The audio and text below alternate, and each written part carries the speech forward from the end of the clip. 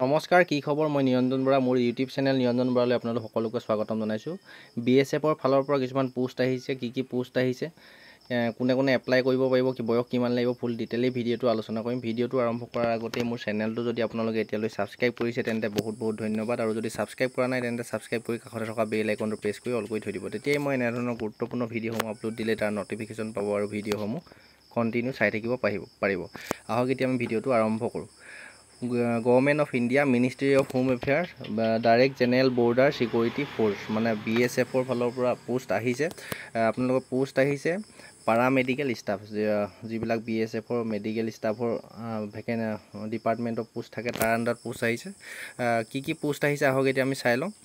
Post আহিছে group B আৰু group C লেভেলৰ পোষ্ট আহিছে। Name of the post, group B পোষ্টকেইটা চাই লওঁ। SI staff nurse, total post আছে 14টা। আনৰিজাৰ্ভত আছে 4টা, EWSত 3টা, OBCত আছে 4টা, SCত 2টা, STত আছে 1টা, টোটেল হ'ল 14টা। আৰু এজ লিমিটটো ৰাখিছে আপোনালোকৰ 21 বছৰৰ পৰা 30 বছৰলৈকে জেনেৰেল কেণ্ডিডেটে এপ্লাই কৰিব পাৰিব। আৰু আপোনাৰ SC/ST হ'লে 5 বছৰ আৰু OBC হ'লে 3 বছৰ এজ ৰিলেক্সেশ্যন পাব। তাৰপিছত পে স্কেলটো চাই লওক। লেভেল 6ত আপোনালোকৰ পে স্কেলটো দিব 35,400, 35,400ৰ পৰা 1,12,400লৈকে আপোনালোকৰ বেছিক চেলাৰীটো হ'ব। তাৰপৰা গ্ৰুপ C পোষ্ট আহিছে। গ্ৰুপ C লেভেলৰ পোষ্টকেইটা চাই লওক।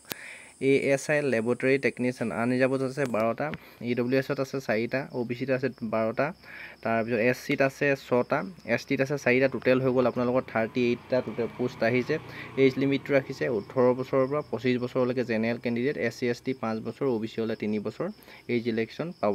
তাৰপিছত ASI ফিজিঅ'থেৰাপিষ্টৰ পোষ্ট আহিছে। আনৰিজাৰ্ভত 19টা আছে, EWSত 5টা আৰু OBCত 12টা, SCত 7টা, STত 4টা, আৰু টোটেল হৈ গ'ল 47টা। এইজটো ৰাখিছে 20 বছৰৰ পৰা 27 বছৰ। তাৰপিছত পে স্কেলটো চাই লওঁ আহক।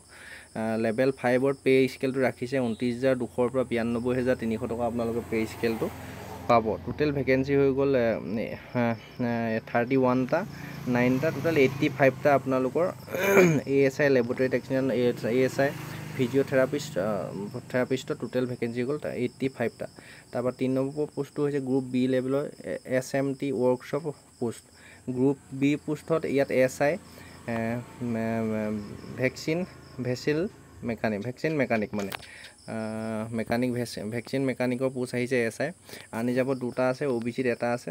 আপোনালোকৰ টোটেল হৈ গ'ল 3টা পোষ্ট আছে। আপ টু 30 এজ, মানে আপোনালোকে 18 বছৰৰ পৰা 30 বছৰলৈকে এপ্লাই কৰিব পাৰিব। পে স্কেলটো লেভেল 6ত ৰাখিছে 35,400ৰ পৰা 1,12,400 টকা, 1,12,400 বেছিক চেলাৰীটো আপোনালোকৰ হৈ যাব। 3 নম্বৰ পোষ্টটো হৈছে গ্ৰুপ C পোষ্টকেইটা আপোনালোকে চাই লওক। Constable OTRP, constable SKT, constable fitter, constable carpenter, constable auto electrician, constable VEC mechanic, constable BSTC, constable upholster, total vacancy হৈ গ'ল 13টা। আপোনালোকৰ ক'ত কিমান পোষ্ট আহিছে এই নটিফিকেশ্যনখন মই তলৰ ডেছক্ৰিপশ্যনত দি থওঁ, আপোনালোকে চাই ল'ম। গোটেইখিনি কৈ গ'লে ভিডিঅ'টো বহুত দীঘলীয়া হৈ যাব। তাৰপৰা এজ লিমিটটো ৰাখিছে আপোনাৰ 18 বছৰৰ পৰা 25 বছৰ জেনেৰেল, SC/ST হ'লে 5 বছৰ প্ৰতিটো পোষ্টত, আৰু OBC হ'লে 3 বছৰ এজ ৰিলেক্সেশ্যন পাব। ইয়াত আপোনালোকৰ পে স্কেলটো ৰাখিছে লেভেল 3 21,700ৰ পৰা 69,100 টকালৈকে আপোনালোকৰ পে স্কেলটো পাব। তাৰপৰা 3 নম্বৰটো চাই লওক। ভেটেনেৰী ষ্টাফ গ্ৰুপ C পোষ্টটো, হেড কনষ্টেবল ভেটেনেৰী আৰু কনষ্টেবল কেনেলমেন। ইয়াত কিমান পোষ্ট আছে কৈ নাথাকোঁ। বয়সটো 18 বছৰৰ পৰা 25 বছৰ এজ ৰিলেক্সেশ্যন আছে। SC/ST হ'লে 5 বছৰ, OBC হ'লে 3 বছৰ। মই গোটেইখিনি কৈ নাথাকোঁ। তাৰপিছত আপোনালোকৰ 4 নম্বৰত আহিছে লাইব্ৰেৰিয়ান, গ্ৰুপ B লেভেলৰ পোষ্ট। এইটো অলপ বেলেগ ধৰণৰ পোষ্ট হ'ব। ইনস্পেক্টৰ লাইব্ৰেৰিয়ানৰ আনৰিজাৰ্ভত 2টাই পোষ্ট আছে। আনৰিজাৰ্ভত SC/ST OBC নাই, ইয়াত সকলো কেণ্ডিডেট এপ্লাই কৰিব পাৰিব। এজ লিমিটটো হ'ল আপ টু 30 ইয়েৰ্ছ, মানে 18 বছৰৰ পৰা আপোনালোকে 30 বছৰলৈকে এইখিনি পোষ্টত এপ্লাই কৰিব পাৰিব। পে স্কেল লেভেল 7ৰ ৰাখিছে 44,900 আৰু 1,42,400লৈকে পে স্কেলটো পাব। তাৰপৰা এতিয়া কি হ'ল, এপ্লাই কেতিয়া ষ্টাৰ্ট হ'ব, ইয়াত দিছে তলত নোটটো ধুনীয়াকৈ চাই লওক। The applicable will be accept through only online mode only, মানে অনলাইনত আপোনালোকে এইখিনি পোষ্টত এপ্লাই কৰিব লাগিব। তাৰপিছত এইটো A নম্বৰ অপশ্যনটো কি দিছে চাই লওক। Last date of occupation of application will be 30 days from the date of publication of the advertisement in the employment news paper. মানে আপোনালোকৰ এইখিনি পোষ্টৰ বৰ্তমানলৈকে এপ্লাইটো ষ্টাৰ্ট হোৱা নাই, যিহেতু কম পোষ্ট আহিছে, সেইবাবে একেলগে পাৰামেডিকেল ফালৰ পৰা গোটেইখিনি পোষ্ট মুকলি কৰি দিছে। যিদিনাই আপোনালোকৰ এমপ্লয়মেণ্ট নিউজত এডটো আহিব, এখন শ্বৰ্ট নটিফিকেশ্যন আহিছে বৰ্তমান। শ্বৰ্ট নটিফিকেশ্যনখনে আপোনালোক BSF ফালৰ পৰা মুকলি কৰিছে। এইখন মই তলৰ ডেছক্ৰিপশ্যনত দি থ'ম, আপোনালোকে ডেছক্ৰিপশ্যনৰ লিংকৰ পৰা গৈ নিজে ভালদৰে এবাৰ পঢ়ি চাই ল'ব।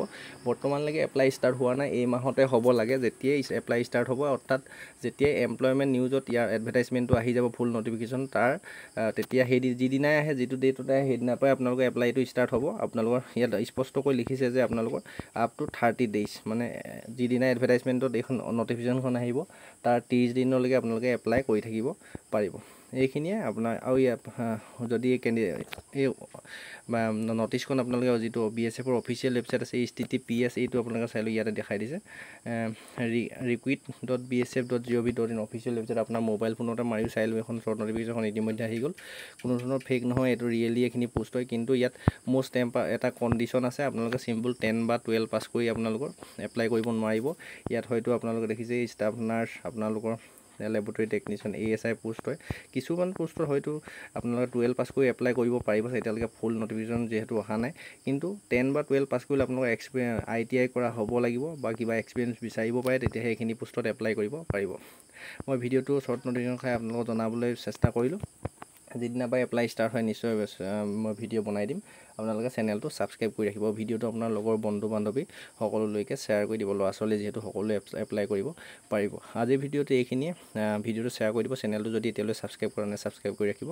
ধন্যবাদ। আৰু তলৰ ডেছক্ৰিপশ্যনত মই এডভাৰটাইজমেণ্টখনৰ লিংক দি থ'ম শ্বৰ্ট নটিছখনৰ, আপোনালোকে নিজে গৈ এবাৰ ভালদৰে পঢ়ি চাই ল'ব। ধন্যবাদ।